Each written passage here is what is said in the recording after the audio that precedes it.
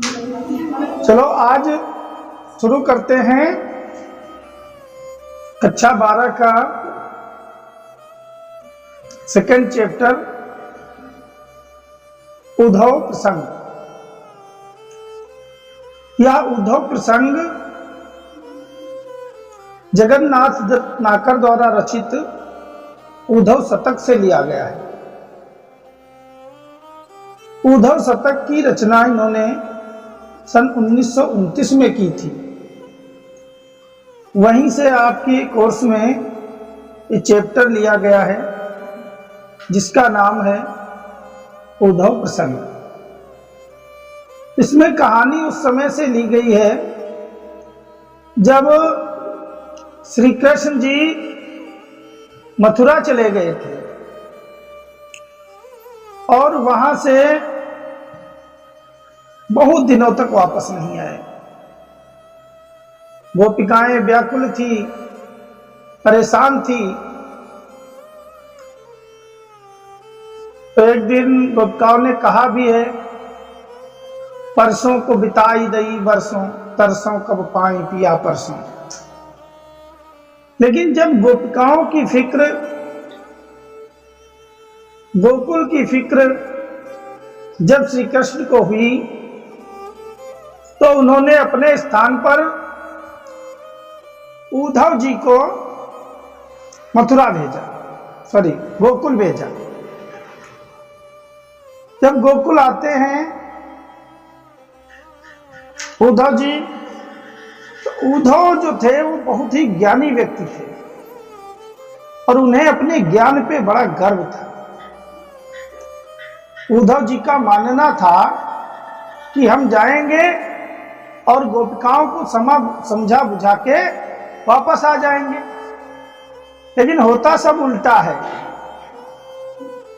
उद्धव गए थे गोपिकाओं को समझाने और उल्टे गोपिकाओं ने उद्धव जी को समझा दिया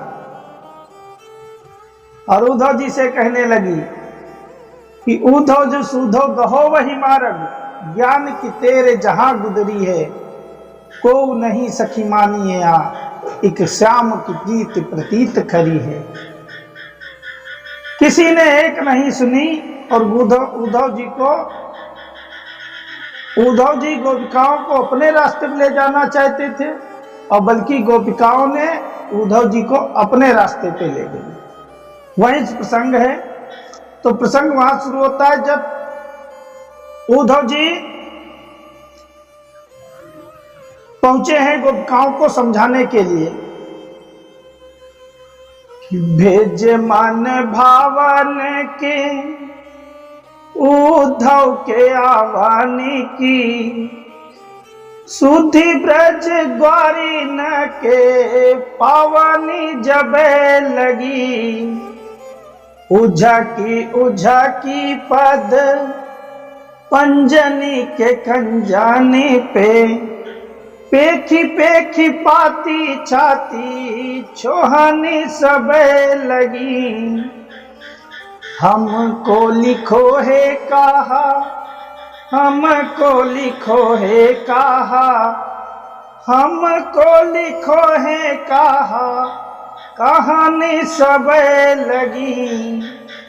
कि भेजे मन भावन के उद्धव के आवन की, यानी जिस समय गोपिकाओं को उद्धव जी के आने की भनक लगती है तो क्या होता है, जो गोपिकाएं थी उनके झुंड के झुंड नंद बाबा के दरवाजे पर इकट्ठा होने लगते हैं कि अब कोई संदेश आया है तो श्री कृष्ण ने मेरे लिए भी कुछ भेजा हो। अब जब गोपिकाएं वहां इकट्ठा हो जाती है झुंड के झुंड, तो बहुत बड़ी भीड़ लग जाती है। तो जो गोपिकाएं पीछे खड़ी हैं लाइन में, अब उनको उद्धव जी दिखाई नहीं दे रहे। तो जब दिखाई नहीं देते हैं तो गोपिकाएं पंजों के बल खड़ी हो जाती हैं और उछक उछक करके देखने लगती हैं और फिर उद्धव जी से पूछती हैं, श्री कृष्ण ने जो मेरे लिए चिट्ठी भेजी है वो कहाँ है। कि हमको लिखो है कहा, हमको लिखो है कहा, हमको लिखो है कहा, कहा न सब लगी। सब उद्धव जी से सवाल करने लगती, जो हमारे लिए जो पत्र आया है, चिट्ठी आई है, वो कहाँ है, वो कहाँ है। अगला प्रसंग है कि चाहत जो सोबस संयोग श्याम सुंदर को, जोग के प्रयोग में ही यो तो बिलशो रहे। कहे रत्ना कर सु अंतर्मुखी है ध्यान, मंजूही कंज जागी ज्योति में धसो रहे। ऐसे करो लीन आत्मा को परमात्मा में, जामे जड़ चेतन विलास विकसो रहे। मोह बस जोहत भी छोह जिय जाको छोही, सो तो सब अंतारा निरंतरा बसो रहे। अब उद्धव जी गोपिकाओं को समझा रहे हैं कि जो श्री कृष्ण से आप प्रेम करते हैं, उनसे मिलने की आस लगाए हैं, तो तुम अपने इस प्रेम को योग में बदलो, योग के माध्यम से श्री कृष्ण को प्राप्त करो, क्योंकि वो तो परमात्मा है। ऐसे करो लीन आत्मा को परमात्मा में, अपनी आत्मा को इस प्रकार से परमात्मा में लीन कर दो कि ताकि परमात्मा तुमको मिल जाएगा और उस दिन से तुम श्री कृष्ण की तलाश करना बंद कर दो। लेकिन गोपिकाएं उनकी एक नहीं सुन रही हैं। जब उद्धव उनको गोपिकाओं को समझा रहे हैं, तो गोपिकाओं की जो दशा हो रही है वो वर्णन करते हैं जगन्नाथ दास जी कि सुनी सुनी उद्धव की आखा कहानी काना, को बिखलानी को था नहीं थिरानी है।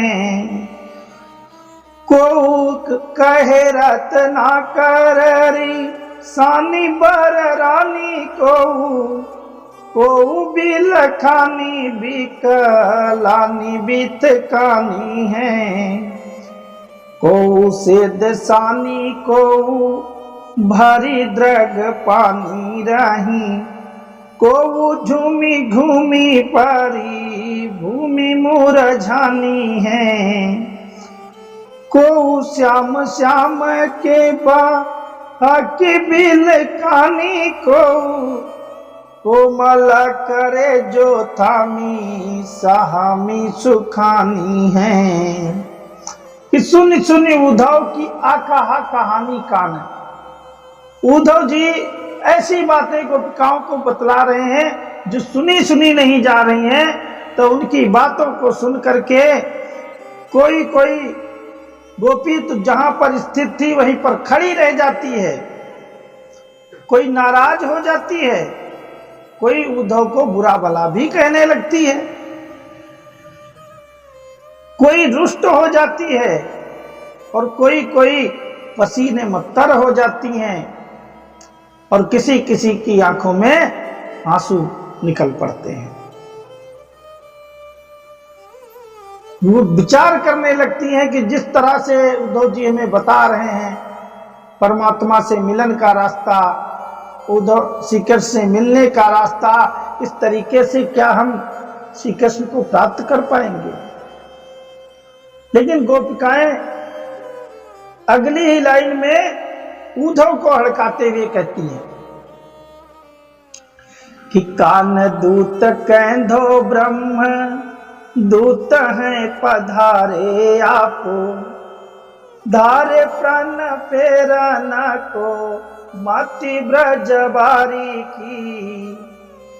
कहे रत्ना कर पे प्रीति रीति जानती ना, ठानत अनीति आनी लीति रे अनारी की, मान्यो हम कान्ह ब्रह्म एक ही गयो जो तुम, तेहू हमें भावती न पावना अनारी की, कि जय है बानी बिगरी न बारिधता बारिध की, बूंदता मिलई है बूंद भी बसा बिचारी की।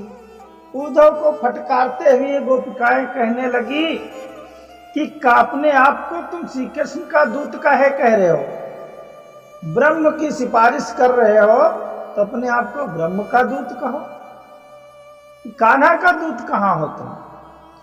और ऊपर से धारे प्रण फेरन को मति ब्रज बारी की, यानी ब्रज की गोपिकाओं की बुद्धि भ्रष्ट करने का तुम प्रण उठाए बैठे हो और अपने आप को सखा श्री कृष्ण का दूत कह रहे हो। कहे रत्नाकर पे प्रीति रीति जानत न, गोपिकाएं कहती उद्धव से तुमको प्रीति की रीति क्या मालूम। ठानते अनीति अनिलीति दे अनारी की, अनाड़ियों जैसी बातें कर रहे हो, तुमको प्रेम के बारे में पता ही क्या है। कहने लगी चलो मान लिया जो तुम कह रहे हो कि कान्हा और ब्रह्म दोनों एक ही हैं, चलो हम थोड़ी देर के लिए मान लेते हैं, लेकिन फिर भी हमें तुम्हारी ये बात तनिक भी पसंद नहीं है।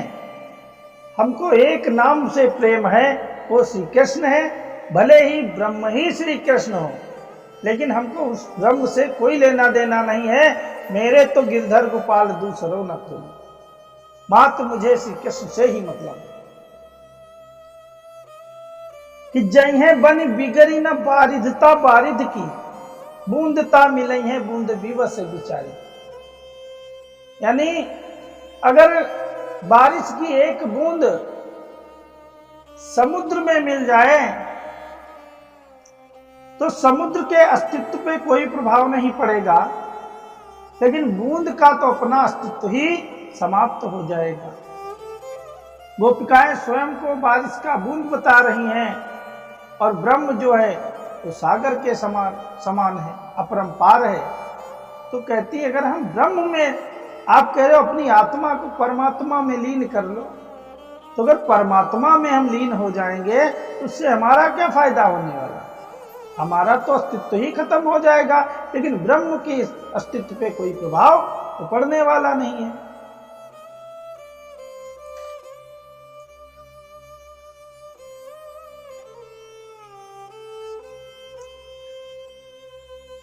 अगली लाइन में गोपिकाएं उद्धव से कहने लगी कि आए हो सिखावन को जोग मथुरा के तो पे। कहें चलो ठीक है, श्री कृष्ण के दूत नहीं हो, योग विद्या लेकर आए हो, योग सिखाने के लिए आए हो, तो चलो तो योग सिखाओ ना, वियोग की बातें काहे कर रहे हो।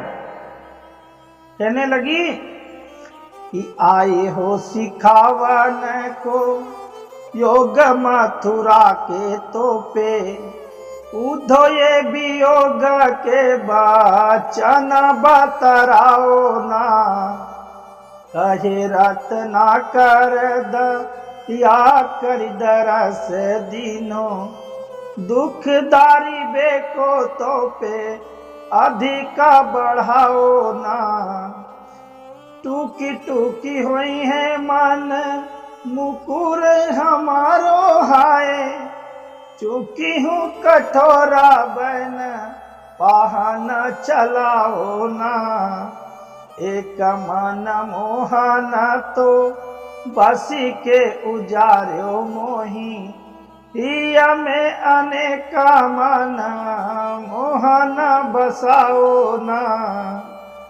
कहने लगी गोपिकाएं कि अगर योग विद्या सिखाने आए हो मथुरा में, मथुरा से चल के तो योग सिखाओ, लेकिन हे उद्धव तुम वियोग की बात मत करो, श्री कृष्ण को हमसे दूर करने की बातें मत करो। कि गोपिकाएं फिर कहती हैं, एक तो बड़ी दया हुई है कि श्री कृष्ण के दूत के रूप में आपके हमें दर्शन हुए हैं, तो अगर दुख दूर करने के लिए आए हो तो हमारा कष्ट दूर करो, उस कष्ट को और काहे बढ़ा रहे हो? फिर तुम्हारी बातों से ये जो हमारा दर्पण रूपी मन है ये टूट जाएगा, क्योंकि तुम्हारे जो वचन हैं वे वज्र के समान कठोर हैं, जो हमारे सीधे दिल पे चुभ रहे हैं, और तुम्हारे वचनों के प्रहार से हमारे दर्पण रूपी हृदय के टुकड़े हो जाएंगे। तो जब भी तक एक दिल था उसमें एक मनमोहन था, जिसने हमें बर्बाद कर डाला, कहीं नहीं छोड़ा, और जब हमारे दिल के 100 टुकड़े हो जाएंगे तो 100 मनमोहन हो जाएंगे, तब हमारी क्या दशा होगी? तभी गोपिकाएं कहती हैं कि एक मन मोहन तो बसी के उजार्यो मोही, हिया में अनेक मना मोहना बसाओ ना। उधो यह सुधो शोक देशो कही दीजो एक, जानती अनेक नाबी बेक ब्रजवारी हैं, दीजे और ताजन बेजो मन भावे पर, कीजे ना तरस रस वंचिता विचारी हैं, भली हैं बुरी हैं और लज्ज निर्लज्ज हूँ हैं, जो कहे सो है पे पर चारी का तिहारी हैं।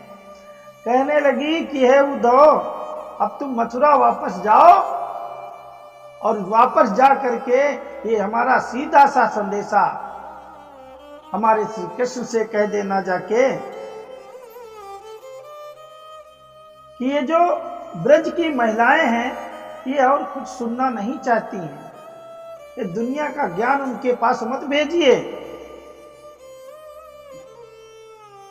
कि वो गोपिकाएं भली हैं, बुरी हैं, सुलज्ज हैं, निर्लज्ज हैं, जैसी भी हैं, जो कहना हो कह लो, लेकिन आखिरकार ये सभी दासी तो आपकी हैं, जो कहें सो हैं, तो परिचारिका तिहारी हैं। इतना वार्तालाप जब हुआ, उद्धव जी ने, गोपिकाओं ने उद्धव की मति भ्रष्ट कर दी, फेर दी। अब उद्धव जी गोपिकाओं के प्रेम में फंस गए और वापस अपने रास्ते चल दिए। फिर मथुरा की तरफ चल देते हैं। तो जब उद्धव जी मथुरा जा रहे हैं तो हर गोपी श्री कृष्ण के लिए कुछ ना कुछ भेजना चाहती है। माँ यशोदा भी बेचती हैं, नंद बाबा भी बेचते हैं। सब लोग उद्धव को श्री कृष्ण के लिए अपनी अपनी भेंट सौंपने लगते हैं कि धाई जीतती ते भी दाई देते उद्धव की। उद्धव की विदाई करने लगते हैं। गोपी भरी आरती सा भारती नसासुरी, कहे रत्ना कर यूर पछु कोई लिए, को गुंजा अंगली माहे प्रेम सासुरी, भाव भरी को लिए रुचिर सजाऊ दही, को मही मंजू दाबी दलकति पासुरी, पीत पट नंदा जसु मति नवनीत नयो, कीरति कुमारी सुर बारिदी बांसुरी। गोपिकाएं इधर उधर से आकर के उद्धव को विदाई दे रही हैं। तो कोई गोपी श्री कृष्ण को मोर पंख अच्छा लगता है तो मोर पंख दे रही है श्री कृष्ण के लिए। कोई गुंज की माला दे रही है, कोई सजाव दही लेकर के आ रही है, यानी बनाया हुआ दही श्री कृष्ण के लिए भेज रही है। और नंद बाबा पीठ वस्त्र देते हैं, पीतांबर देते हैं श्री कृष्ण के लिए। मैया यशोदा नवनीत देती हैं, मक्खन देती हैं कि हमारे लल्ला को दे देना जाके। और कीरति कुमारी राधा जी जो हैं श्री कृष्ण के लिए बंसी भेजती हैं। ये मुरली से वो दिन रात लगे रहते थे, तो बंसी दे देना जाके उनको। ये सब चीजें लेकर के जब श्री कृष्ण मथुरा की तरफ चलते हैं, तो प्रेम मद छाके पग पड़ती कहाँ के कहाँ, थाके अंगन नसी तिलता सुहाई है। कहे रत्ना करयो आवती चकात उधो, मानो सुधियाता को भावना भुलाई है। कि धारत धरा पे नाऊ दारयत आदर सो, सारत बहोली न जो आस अधिकाई है। और एक कर राजे नव नीत यशोदा को दयो, एक कर बंसी बर राधिका पठाई है। प्रेम मद छाके पग पड़ती कहाँ के कहाँ, आज प्रेम के मद में छके हुए उद्धव जी पैर कहीं और रखते हैं और वो पड़ते कहीं और हैं। सारे अंग उनके थके हुए हैं और आंखों में उनकी थकावट प्रतीत हो रही है। रत्नाकर दास जी कहते हैं कि भौचक्के से उद्धव चले आ रहे हैं, जैसे कोई मानो सुधियात कोई भाव ना भुलाइए, जैसे उनको कोई भूली हुई बात याद आ गई हो और वो बात याद करते हुए चले आ रहे हैं। और चलते चलते जब थक जाते हैं तो मस्तक पर जो पसीना आ जाता है, अब पसीने को पोंछने के लिए उनको एक भी हाथ खाली नहीं है, तो अपनी भुजाओं से पसीने को पोंछते हैं। कि धारत धरा पे नाऊ दार अति आदर सो, धरती पर नहीं रखते हैं अत्यधिक आदर होते हुए। जो चीज हाथों में लिए हुए हैं उनमें इतना प्रेम भरा हुआ है कि उन वस्तुओं को वो धरती पे नहीं रखते कि रख दें थोड़ी देर फिर पसीना पोंछ लें, तो भुजाओं से पसीने को पोंछते हैं। और दोनों हाथों में क्या है? एक कर राजे नव नीत यशोदा को दयो, एक कर बंसी बर राधिका पठाई है। एक हाथ में मैया यशोदा का दिया हुआ नवनीत है, मक्खन है, और एक हाथ में एक कर राजे नव नीत यशोदा को दयो, एक कर बंसी बर राधिका पठाई है। एक हाथ में बंसी पकड़े हुए हैं। आज राधा जी ने श्री कृष्ण के लिए बंसी भेजा है, और जबकि राधा जी बंसी को ही अपनी सौत समझती थी। हाई स्कूल में लिख आया है प्रसंग, क्या आया है कि मोर पखासिर ऊपर राखी हूँ, गुंज की माला गरे पहिरोंगी, ओढ़ी पीताम्बर लैला कुटी बन गोधन ग्वारन संग फिरूंगी। कि भावत वो ही मेरो रस खाने, सो तेरे कहे सब स्वांग करूंगी, पर या मुरली मुरली धरगी अधरा न धरी अधरा न धरूंगी। उसमें कहा था सब कुछ करेंगे श्री कृष्ण के लिए, लेकिन इस बंसी को ना कभी अपने होठों पे रखा है और ना कभी रखूंगी। लेकिन आज राधा जी स्वयं उस बंसी को श्री कृष्ण के पास भेज दिए।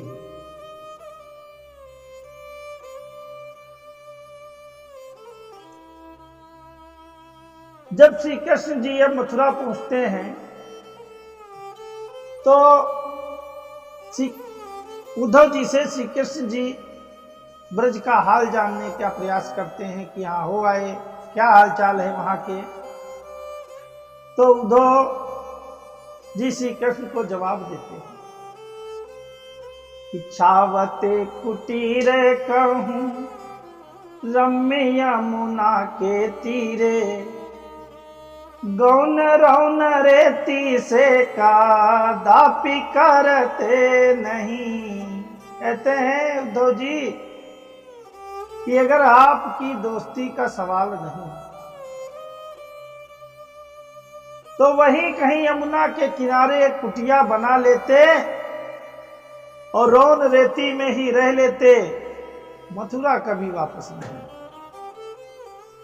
छावते कुटीर कहूं रम्य यमुना के तीरे, गौन रौन रेती से का दापी करते नहीं। कहे रत्ना कर भी हाई प्रेम गाथा गुण, सोन रस नामे रस और भरते नहीं। कहते हैं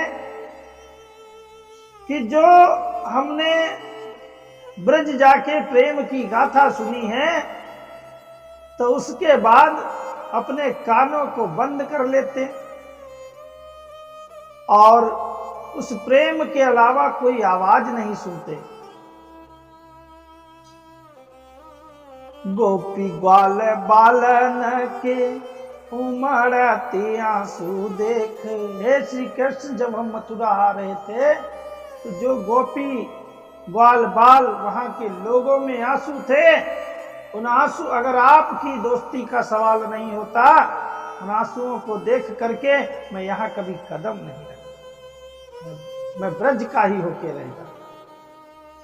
कि गोपी ग्वाल बालन के उमड़ती आंसू देख, लेख प्रलयागम होने का डरते नहीं। ओ तो चित चाब जो न रावरे चितावन को, ताजी ब्रज गावाईते पाव धरते नहीं। मैं यहाँ सिर्फ आपकी दोस्ती के लिए आ गया। ब्रज इतना प्यारा है, वहाँ के लोग इतने प्यारे हैं कि वहाँ से आने का मन नहीं हो रहा है। आज उद्धव पूरी तरह से बदल के मथुरा वापस आ जाते हैं।